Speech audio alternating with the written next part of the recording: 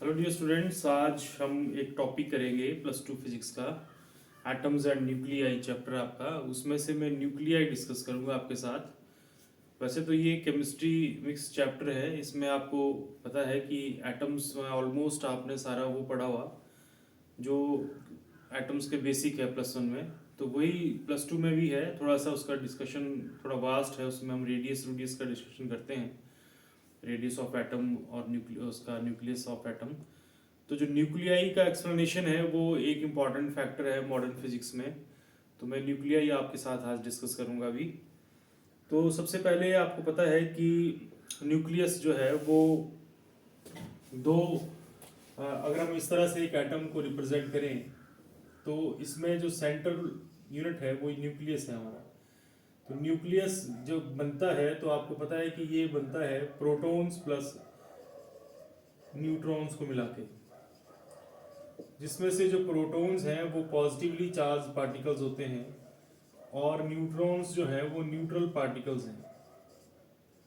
इसके अलावा आपको ये भी मालूम है कि इसके आसपास इलेक्ट्रॉन्स रिवॉल्व करते हैं इन फिक्स ऑर्बिट्स। तो वो आपने पढ़ा हुआ फिजिक्स केमिस्ट्री में, SP, D, F ऐसे करके के एलिमेंट।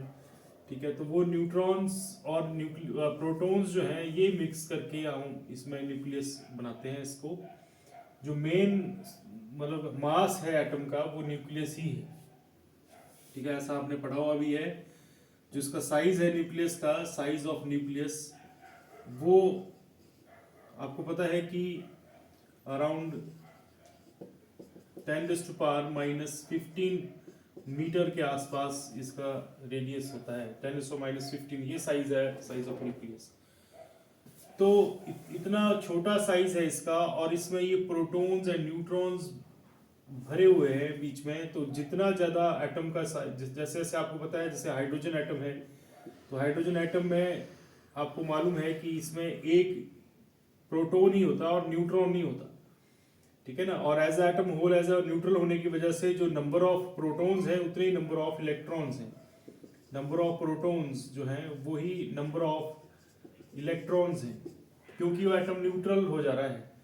तो जैसे जैसे न्यूक्लियस बड़ा होता जाता है, जैसे जैसे एटम बड़ा होता जाता है, वैसे वैसे जो प्रोटॉन्स हैं और न्यूट्रॉन्स हैं वो तो चलो बढ़ ही रहे हैं और प्रोपोर्शन में सेम बढ़ रहे हैं, लेकिन जो न्यूट्रॉन्स जो है ये इनका जो बढ़ना है वो इक्वल नहीं चलता। इसमें जो न्यूट्रॉन्स है उनका बढ़ना ज़्यादा हो जाता है जैसे जैसे एटम का साइज बढ़ता है। तो जैसे कि आपको पता है कि आपने यूरेनियम 92-235 के बारे में काफ़ी सुना होगा, जो कि यूरेनियम 92-235 जो है ये न्यूक्लियर फ्यूल है और एक रेडियो एक्टिव एलिमेंट है। तो ये न्यूक्लियर फ्यूल जो है 235, इसका मतलब हुआ कि इसमें 92 इलेक्ट्रॉन है और 92 ही प्रोटॉन्स हैं। मगर जो बच गए, दैट मीन्स 235 में से 92 निकालने पर जो बच गए आपके पास, उतने आपके पास न्यूट्रॉन्स हैं। तो न्यूट्रॉन कहीं ना कहीं एटम को अनस्टेबल करता है, क्योंकि वो भीड़ बढ़ा रहा है अंदर जाके। जो न्यूक्लियस के अंदर है उसकी भीड़ बढ़ रही है न्यूट्रॉन्स की। तो इसलिए हमारे पास न्यूट्रॉन एक इम्पॉर्टेंट डिस्कशन है इस सारे गेम में। तो इसको हम स्टेप बाय स्टेप थोड़ा टॉपिक वाइज टॉपिक डिस्कस करते हैं। तो टॉपिक जो हम सबसे पहले अब सिस्टमेटिकली इसको डिस्कस करते हैं, तो सबसे पहले हमारा है कंपोजिशन ऑफ न्यूक्लियस। तो न्यूक्लियस कैसे बनता है और ये किस तरह से रिप्रेजेंट होता है। तो आपको सबको पता है कि एटम को हम ऐसे रिप्रेजेंट करते हैं ZA।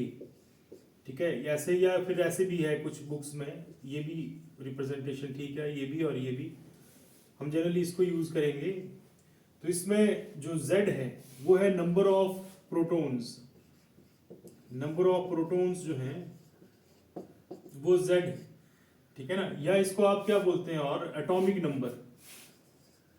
एटॉमिक नंबर, तो एटॉमिक नंबर और number of protons is equal to Z। तो जितना नंबर ऑफ प्रोटॉन्स हैं उतना ही उसका एटॉमिक नंबर है। फॉर एग्जांपल हम एक साथ में लिख लेते हैं यहाँ पे sodium 1123।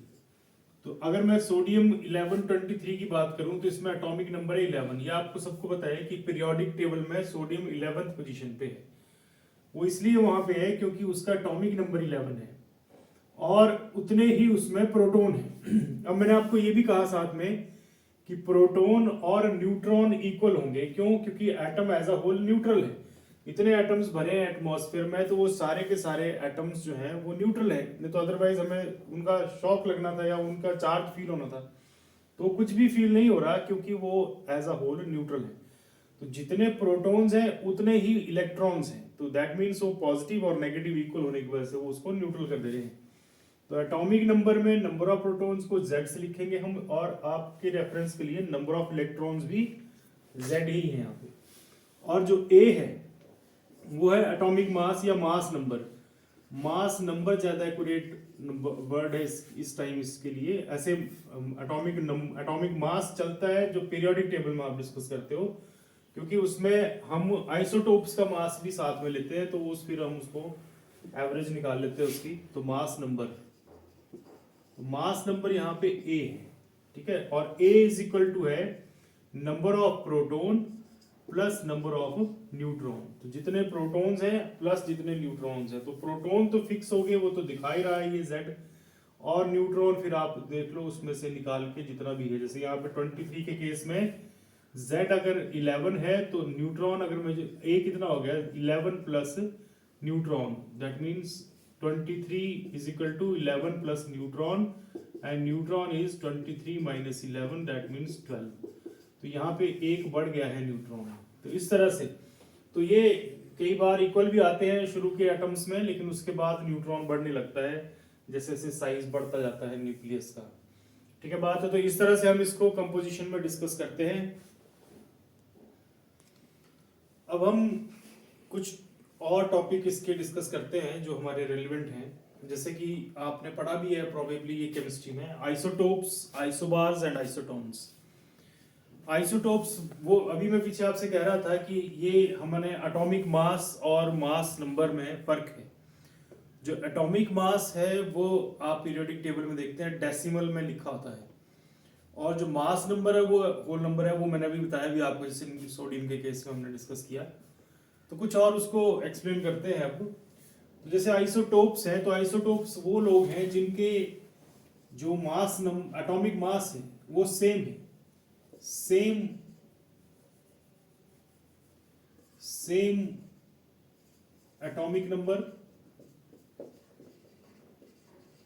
But different mass number, ठीक है। Mass number not atomic mass. तो ये सेम मास नंबर से different mass number but same atomic number. इसके बहुत सारे एग्जांपल हैं, जैसे आपको पता है हाइड्रोजन के एग्जांपल, हाइड्रोजन के 3 आइसोटोप्स होते हैं, ये इसका एग्जांपल है, ठीक है। फिर आपको पता है इसमें जो कार्बन है हमारे पास उसके लगभग 5 आइसोटोप्स हैं। C10 से शुरू होता है, C610, C612, C613, C614, ठीक है, 12, 14 एंड इस तरह से 12, 14, C613 ऐसे सो ऑन, ये इसके आइसोटोप्स हैं। तो इसमें मास नंबर जो है वो बदल जा रहा है, लेकिन जो एटॉमिक नंबर है वो सेम है। एटॉमिक नंबर सेम रह रहा, मास नंबर बदल जा रहा। तो ये केसेस हैं आइसोटोप्स, ठीक है। ऐसे सारे ऑलमोस्ट क्लोरीन के भी 1735 और 1737 इस तरह से होते हैं ये, तो आपने देखना इसमें केमिस्ट्री में आपको ज्यादा डिटेल में मिलेंगे। इसके बाद आइसोबार्स हैं। आइसोबार्स इसका डिफरेंट है। आइसोबार्स में सेम मास नंबर हो जाएगा, same mass number but different atomic number, atomic number बदल जाता है इसमें, ठीक है ना। तो ऐसे आइसोबार्स कहलाते हैं। तो मास नंबर सेम है लेकिन एटॉमिक नंबर डिफरेंट है। तो इसके भी अगर आप एग्जांपल्स देखें तो इसके एग्जांपल्स हैं हमारे पास, जैसे कि हाइड्रोजन का ये ट्रिटियम और इसका हीलियम के साथ ये, तो हीलियम का भी 3 और इसका भी 3, लिथियम 37 और बेरिलियम 47, लिथियम 37 और बेरिलियम 47। तो इनके भी जो मास नंबर है वो सेम है लेकिन एटॉमिक नंबर डिफरेंट। तो ऐसे लोगों को आइसोबार्स बोलते हैं। आइसोटोन्स जो है उसमें मास नंबर भी डिफरेंट होगा, एटॉमिक नंबर भी डिफरेंट होगा, बट सेम न्यूट्रॉन्स होंगे इसमें, ठीक है ना। उनको आइसोटोन्स बोलेंगे। तो different mass numbers and different atomic numbers, ये दोनों डिफरेंट हैं बट सेम न्यूट्रॉन्स, तो ऐसे लोगों को बोलेंगे हम आइसोटोन्स। तो आइसोटोन्स के जो एग्जांपल्स हैं वो है आपके पास बेरिलियम 49 बोरोन 510, बेरिलियम 49 बोरोन 510।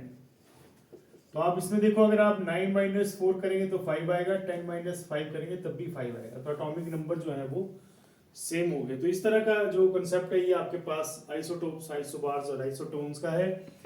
अब यहाँ पे जो एक फॉर्मूला बनता है जिससे हम एटॉमिक नंबर निकालते हैं, वो फॉर्मूला मैं आपको बताता हूँ, जो जिससे आप एटॉमिक मास निकालते हैं, सॉरी एटॉमिक मास। मैंने आपको कहा कि पीरियोडिक टेबल अगर आप देखें तो पीरियोडिक टेबल में जो एटॉमिक मास है वो डेसिमल्स में होता है। उसका रीजन ये है कि ये सारे अलग अलग मास नंबर्स हैं। पीरियोडिक टेबल एटॉमिक नंबर के ऊपर एक्सप्लेन होता है, तो उसमें जो मास नंबर है वो क्योंकि अलग अलग हो गए तो उनको मुश्किल हो जाता है फिर रखना, तीन जगह नहीं दी जा सकती है कि एलिमेंट को। यही था मेंडलीव्स पीरियोडिक टेबल के फेलियर का कारण भी। तो उसमें एटॉमिक कैसे निकालते हैं हम वो देखेंगे। अब ये फॉर्मूला है हमारे पास, जैसे अगर आपके पास एटॉमिक नंबर जो मास नंबर अलग अलग है किसी एलिमेंट के, तो ये एक्स वाई जेड, जैसे मान लीजिए 3 हमारे पास किसी के आइसोटोप्स हैं, तो इसमें उन आइसोटोप्स की जो अबंडेंस है वो एक्स वाई जेड है कि इतना एक्स निकलता है। जैसे हमारे पास हाइड्रोजन है, तो हाइड्रोजन का जो H1 है वो मैक्सिमम निकलता है, 99% ही निकलता है, ठीक है ना। और उसके बाद के जो है वो उस फ्रैक्शन में निकलते हैं, तो उस प्रोपोर्शन में जितना है वो x है, y और z है।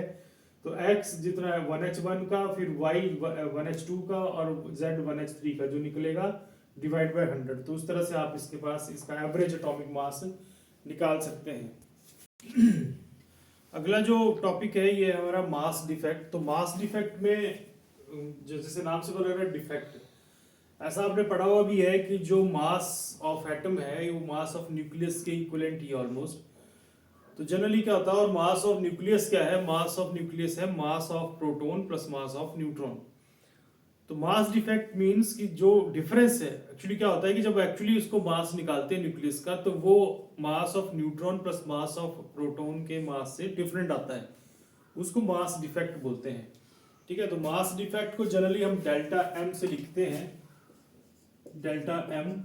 और जो इसका फॉर्मूला बना हमारे पास वो बना mass of proton into Z. Z क्या है, नंबर ऑफ प्रोटॉन, ठीक है ना। तो जितने मास ऑफ प्रोटॉन है उतना प्लस इंटू जेड से मल्टीप्लाई कर दिया, plus mass of neutron into number of neutrons, ठीक है। तो ये तो हो गया मास जो कि हम एक्सपेक्ट कर रहे हैं कि होगा।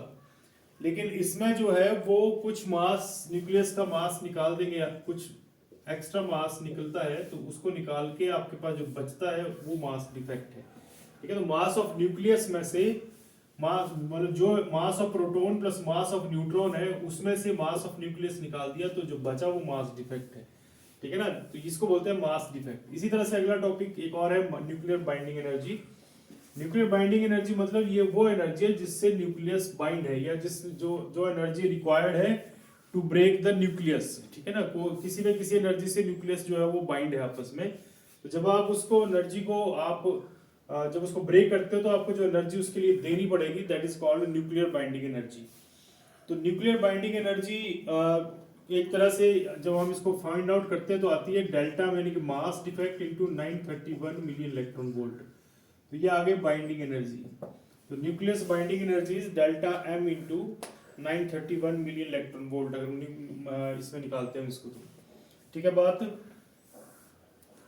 इसी तरह से तीसरा पॉइंट है हमारा nuclear binding energy per nucleon. तो अगर आप एक न्यूक्लियन को निकालने के लिए कुछ एनर्जी दे रहे हैं, तो जो एनर्जी आपको देनी पड़ेगी उसको लेंगे हम nuclear binding energy per nucleon है, ठीक है। तो दिखती बात है कि इसका फॉर्मूला आपके पास delta M into 931 divide by a, ठीक है। तो इस तरह से आप इसका nuclear binding energy per nucleon निकाल सकते हैं। A is the total number of nucleon. तो अब इसमें हम पता लगाएंगे कि इस न्यूक्लियर बाइंडिंग एनर्जी का क्या ये सिग्निफिकेंस है। तो टॉपिक है सिग्निफिकेंस ऑफ बाइंडिंग एनर्जी पर न्यूक्लियॉन। तो एक्चुअली बाइंडिंग एनर्जी पर न्यूक्लियॉन नाम से पता लग रहा है ये स्टेबिलिटी को रिप्रेजेंट करता है कि कितना न्यूक्लियस स्टेबल है। अगर आपके पास ज्यादा एनर्जी देनी पड़ रही है आपको न्यूक्लियस सेल को डिसइंटीग्रेट करने के लिए, तो आपका दिखती बात है कि बाइंडिंग एनर्जी पर न्यूक्लियॉन ज्यादा लगेगा। ठीक है, तो एक हम इसके कर्व बनाते हैं इसका। ठीक है, binding energy curve, binding energy पर न्यूक्लियॉन कर्व। तो उस कर्व में हमारे पास इस तरह का ग्राफ बनता है। देखिए ये है, हमने क्या किया, एक तरफ को हमने ले ली बाइंडिंग एनर्जी पर न्यूक्लियॉन, बाइंडिंग एनर्जी पर न्यूक्लियॉन ले लिया एक तरफ को हमने मिली इलेक्ट्रॉन वोल्ट में ही। ठीक है, और एक तरफ को हमने ले लिया मास नंबर, मास नंबर। अब जब ग्राफ प्लॉट किया तो ग्राफ इस तरह से आया।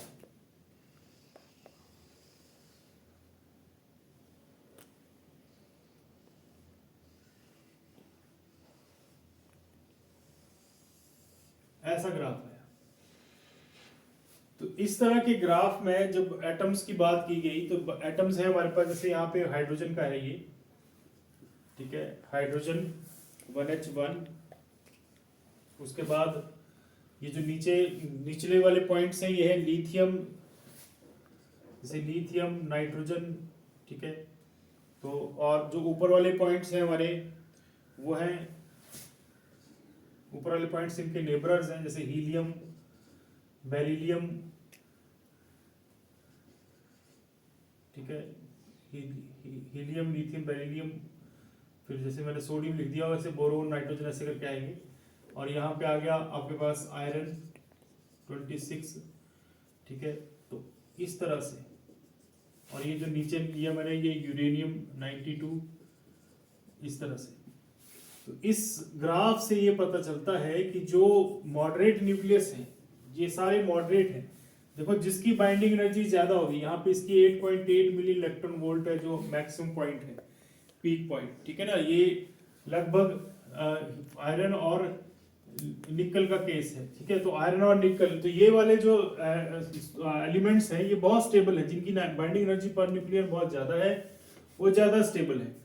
और जो लोएस्ट, जो मतलब कम एटॉमिक नंबर वाले हैं या जो मॉडरेट न्यूक्लियस है वो भी स्टेबल है। ये बीच वाले जो न्यूक्लियस है वो मॉडरेट न्यूक्लियस हो गए, और जो नीचे वाले न्यूक्लियस है यहाँ वाले ये सारे स्मॉल न्यूक्लियस हैं। तो small nucleus and heavy nucleus ये अनस्टेबल है, इनकी बाइंडिंग एनर्जी कम है पर न्यूक्लियन, और ये जो मॉडरेट न्यूक्लियस है इनकी बाइंडिंग एनर्जी ज्यादा है, तो इसका मतलब ये दे आर मोर स्टेबल। और एक और पैटर्न यहाँ पता लग रहा है कि जो नेबरिंग है, जैसे लिथियम है, ये नाइट्रोजन ऑक्साइड है, इनकी कम है, और जो इनसे ऊपर साथ वाले हैं उनकी ज्यादा है। तो इनकी ऐसा भी है कि एक दूसरे से भी comparatively binding energy per nucleon जो है वो अलग अलग है पैटर्न में। ठीक है, तो इस तरह से बाइंडिंग एनर्जी पर न्यूक्लियन से हम स्टेबिलिटी ऑफ न्यूक्लियस का पता लगाते हैं। इसी तरह से एक और टर्म होती है जिसको यूज करते हैं, वो है packing fraction. Packing fraction, packing fraction का भी यही लॉजिक है, वो भी स्टेबिलिटी को ही डिस्कस करता है। तो पैकिंग फ्रैक्शन का जो ग्राफ है वो इस तरह का ग्राफ है, पैकिंग फ्रैक्शन का भी ग्राफ आता है और वो इस तरह का ग्राफ है। तो इस ग्राफ में भी सेम ही एक तरह से ऑब्जर्वेशन पता लगती है हमें।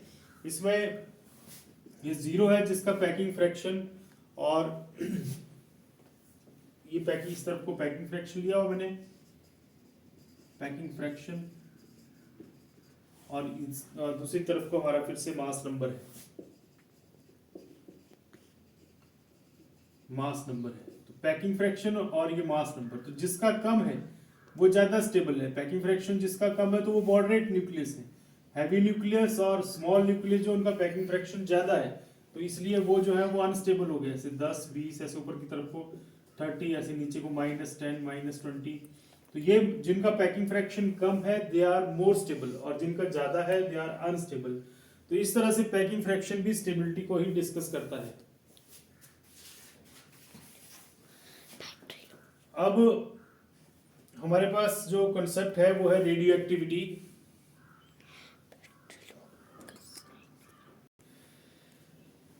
तो अगला टॉपिक है हमारा वो है रेडियो एक्टिविटी। रेडियो एक्टिविटी एक ऐसा फिनोमिना है जिसमें आपको पता है रेडिएशन स्पॉन्टेनियसली एमिशन होती है इसमें। तो एक एक्सपेरिमेंट में, रदरफोर्ड के एक एक्सपेरिमेंट में उन्होंने एक इस तरह से रेडियो एक्टिव एलिमेंट का एक स्पेसिमन रखा या पीस रखा, और ये एक हमारे पास इसको क्रॉस करवाया पॉजिटिव नेगेटिव में से, ठीक है। तो इस तरह से पॉजिटिव और नेगेटिव इलेक्ट्रिक फील्ड में से पास करवाई, इससे जो रेडिएशन निकल रही थी। अब जो रेडिएशन इसमें से निकल रही थी वो जैसे इलेक्ट्रिक फील्ड में से पास हुई, वो जब ऊपर फोटोग्राफिक प्लेट पे देखा गया तो कुछ इस तरफ को जा रही थी, कुछ इस तरफ को जा रही थी, कुछ सेंटर को जा रही थी। तो जो इस तरफ को जा रही थी उन्होंने कंक्लूड किया कि ये नेगेटिव है, जो इस तरफ को जा रही नेगेटिव की तरफ को वो पॉजिटिव है, और जो सेंटर में जा रही है वो न्यूट्रल है, ठीक है। तो उन्होंने नाम दे दिया कि जो पॉजिटिव वाली है वो है अल्फा, जो नेगेटिव वाली है वो बीटा, और जो न्यूट्रल है वो है गामा। तो आपको पता है बाद में हम अल्फा को जो है वो हीलियम न्यूक्लियस से रिप्रेजेंट करते हैं, बीटा को इलेक्ट्रॉन से रिप्रेजेंट करते हैं हम, ठीक है, और जो गामा है वो न्यूट्रल है, वो न्यूट्रॉन्स है मतलब। तो इस तरह से ये रेडियो एक्टिविटी का फिनोमिना था, आपको सबको पता है इसके बारे में। हेनरी बैक्वेल ने इसको किया था डिस्कवर, उसके बाद फिर रदरफोर्ड ने भी इसको एक्सप्लेन किया, ठीक है। तो इसीलिए इनके यूनिट्स में जो है वो बैक्वेल और ये भी आते हैं। काफ़ी काम इसके ऊपर इसने किया, मैडम क्यूरी ने, इसके लिए उनको नोबेल प्राइज भी मिला था। तो ये था आज का डिस्कशन, जिसको हम आगे मैं आपको कल इसके बारे में बताऊंगा नेक्स्ट इसमें अपने एपिसोड में, कि just laws of radioactive decay क्या है, ठीक है। तो ये ज़्यादा इंपॉर्टेंट फिनोमिना है इस चैप्टर का, रेडियो एक्टिव डिके। तो उसको हम कल से डिस्कस करेंगे, या नेक्स्ट जो भी हमारा लेक्चर आएगा।